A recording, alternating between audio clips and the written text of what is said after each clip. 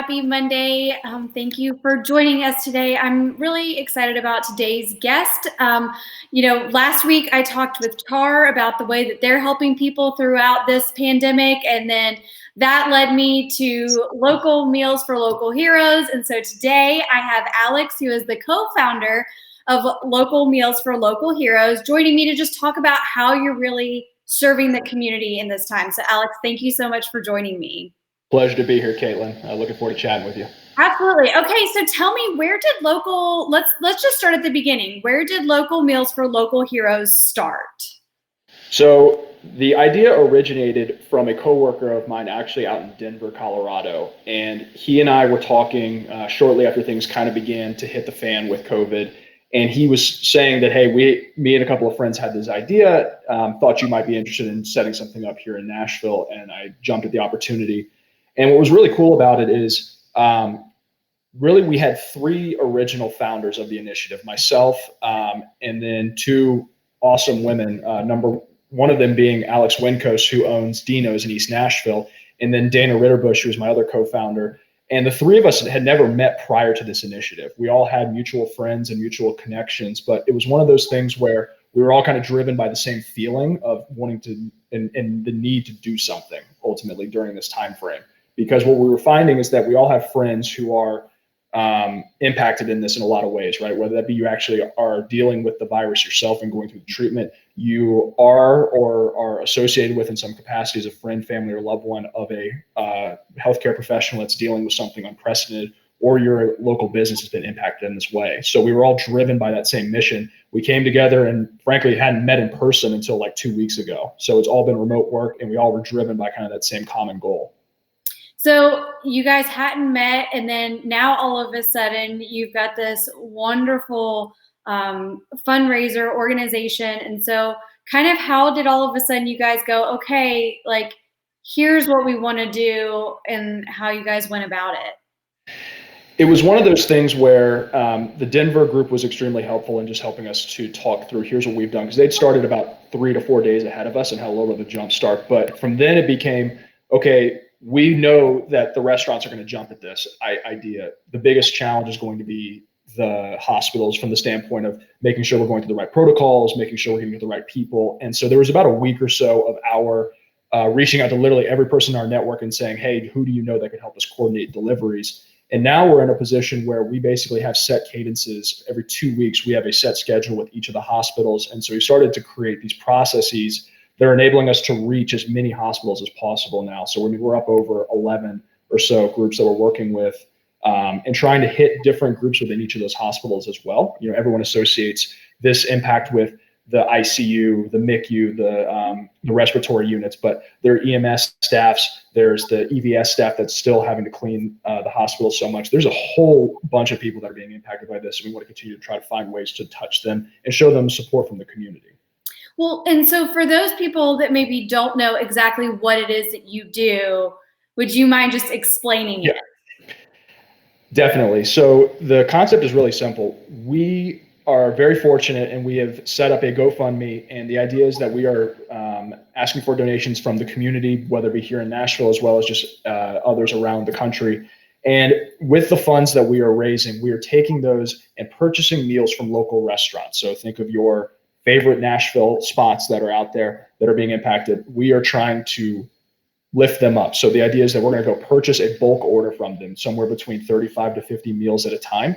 We're taking those meals then and having them delivered to the hospitalists at these hospitals. So we've, again, done all of the ones that you could think of on the top of your head, Vanderbilt, the St. Thomas's, Centennial, but we've expanded out into the larger Nashville area and outside of the surrounding counties. So we're now in Hendersonville, Hermitage, Smyrna. So we're trying to spread the wealth as much as possible. And what essentially it ties back to, again, is those 3 steps of, through the generous donations to the community, we purchase meals at full price from the restaurant. So we're getting that boost in revenue.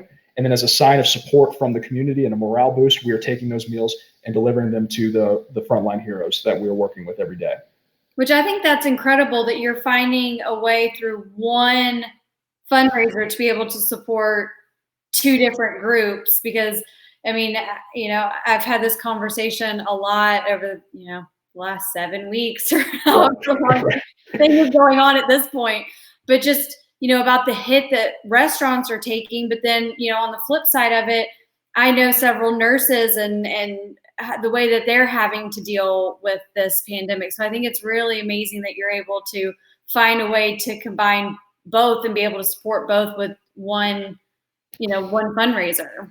100%. And it was something that when the idea was kind of presented, it was just like, this is a no-brainer, because everyone has a personal connection to this in some capacity, as I was saying earlier, right? You know someone who is a healthcare professional, or you are a healthcare professional and are dealing with something that is just, it hasn't been seen in 100 years or so in this type of pandemic that we're dealing with.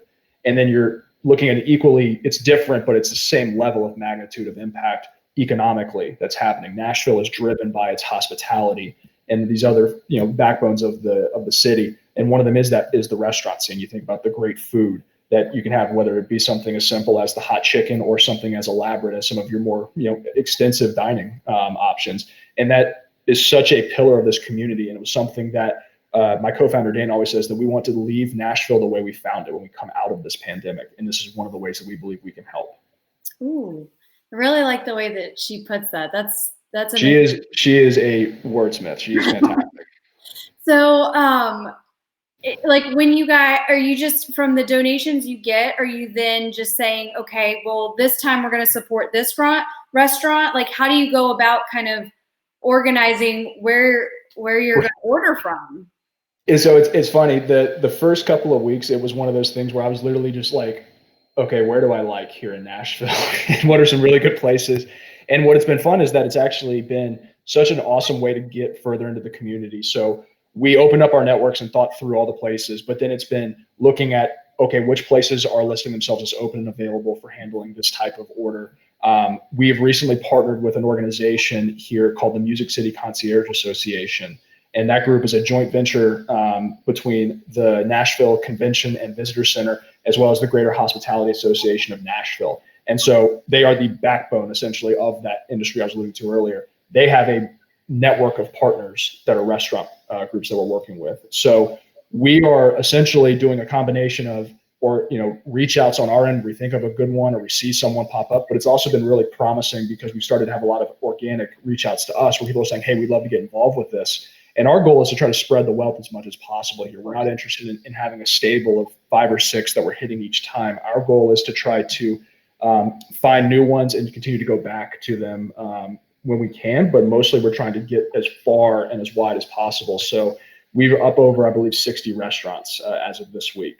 That's incredible. And I know, Mayor Cooper just announced, we're working towards reopening. We're starting with phase 1 here. So what does it look like for you guys moving forward as things are trying to start to reopen? Because even though, like, I know that restaurants can open, there's a couple of my favorites that still are not yet. So what does it look like for you guys? 100%. You're so right, Caitlin. It's one of those things where, yes, the city's beginning to recover and reopen, but it may not make financial sense under the parameters that are required to open. Operating at 50% capacity, having the table socially distanced, things of that effect. Running a restaurant requires such overhead, and the margins are very thin that when you start to put those types of parameters in place, it may not make financial sense for a lot of these restaurants to open back up. So they're going to continue to operate as they have been during the pandemic with the online ordering, the takeout, delivery, things of that effect. So our mission does not change in that regard. Our goal is to continue to try to support those restaurants, whether they be open for business fully, under the phase 1 parameters, or they're still operating kind of in that COVID treatment. We still believe that there is a need to continue to try to bolster them up and help them because it's still going to be a challenge for the next, foreseeable future, at least. Absolutely. And there's so many mixed messages in terms of when this thing will be technically over, or if it's going to reemerge. Like there's a lot of conflicting information out there. So as as this progresses, as we start to reopen, are you guys kind of are you kind of trying to play it by ear and see how it happens? Because if Let's hope it doesn't. But if there should be a bigger reemergence come colder weather, do y'all kind of have any plans in place for how to navigate, since it's kind of a little bit of an unknown? Exactly. And so what that leads us to do is to prepare for all scenarios.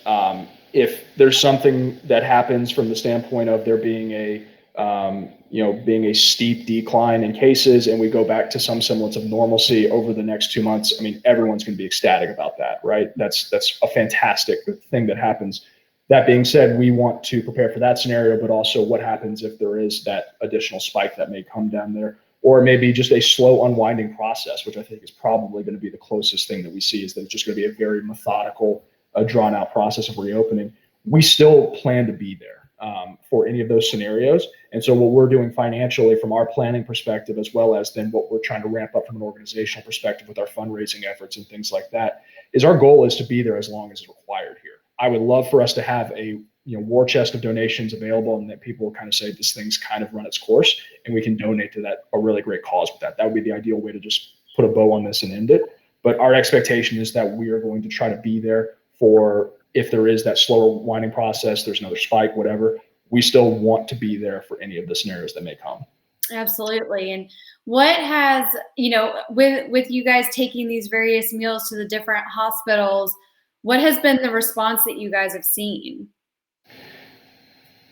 It's honestly hard to put in words. My sister is a healthcare professional in Virginia, for example, and so this impacts me very personally thinking about that, because she's been starting to handle some of these things over the last couple of weeks. So when you are providing that show of support from the community, and you're hearing the gratitude from these people that are working so hard and dealing with something that is just something so unprecedented. It's really hard to describe how powerful it is. And then what I think we were not fully expecting as well was the same level of gratitude and excitement from the restaurants as well. That has been an equally exciting response from them. And it's been, again, equally gratifying, because you're talking about a bulk order of 50 meals, let's call it. That's 2.5, 3 days of sales for people right now. That gets them to the next week. It allows them to retain their staff for a little bit longer, allows them to keep the lights on. And that's just something that when we've heard those types of tidbits and feedback from people, it just validates what we're trying to do. And it's really refreshing, and kind of justifies what we're trying to do and makes us want to keep going. So what were you doing before this? So I worked in sales and marketing for a technology firm here in Nashville. And I'm actually planning to go to business school in the fall. So this, as I wound down from my job and was planning to just kind of take a little bit of time prior to business school, everything happened with COVID. And so it was just a perfect kind of time for me to jump into a project like this. And so it was one of those things where it's been such a fantastic outlet and something I've been able to just really push myself into and feel like we're doing a lot of good for the community, which is something that, unfortunately, as I will have to leave Nashville for business school, it feels like a great way to say thank you to a city that's been so fantastic to me for the last 6 years. Amazing. And so what are ways that, if people want to donate, how can they go about doing that? And I'm sure it'll probably be, you'll probably say no donation is too little, but as, if someone's like, hey, I want to cover the whole meal run, like kind of what does that look like for you guys? Absolutely. So there's a couple different ways, I guess, just the way that you can find us and follow our journey and what we're doing. So we are Local Meals for Local Heroes. We have that exact handle on both Facebook, Instagram, and GoFundMe. So if you so choose to donate, please find us there. In addition to that, we are launching a website, hoping to have it up this week. So stay tuned there, but keep posted on social media for those updates. But it's coming together really nicely. The other thing that we are starting to do as well is we are starting to launch kind of something to what you described, which is more of a partnership program with businesses and individuals in the area that want to sponsor meals. So we're calling them ride-alongs. And so the idea is that if you would like to sponsor a delivery to a particular hospital, or if you would like to do a promotion with us that may do something for the community, we are starting to solicit those conversations and starting to engage with a number of ones. We just did one with Disc Insider actually this past weekend and are planning to set up more with other businesses like them around the area. So if that's of interest to anyone that's watching, reach out to us, please, on social media or at our email address. It's Local Meals for Local Heroes, and Heroes is HEROES @gmail.com. Awesome. Well, Alex, thank you so much for joining me today. I think what you guys are doing is incredible. And I think it's, we're just kind of spreading the word, because as much as we want to get back to normal life, this is still going to be impacting people for a while. And I always say this all the time. It's just like looking for blessings in the midst of this chaos. And I think what you guys are doing is a huge blessing to a lot of people. So I just wanted to thank you for coming and joining me today and helping you guys spread the word. No, thank you so much for having me, Caitlin. And you're totally right. This is a very dark time for the city and the country and the world. But one of the things that makes me very proud to live here and consider myself a Nashvilleian, if you will, is that when the chips are down and things are stacked against the city comes together, they support each other, and it's been extremely just rewarding to work with so many great people in the city to do something like this and give back. So thank you again for having me, and looking forward to talking again soon. Absolutely. And if anybody wants to go donate, you can find them at Local Meals for Local Heroes on socials, and hopefully we'll be seeing that website soon. But yeah, Alex, thank you again. I really appreciate it. Thanks, Caitlin. Have a Bye, good one. guys.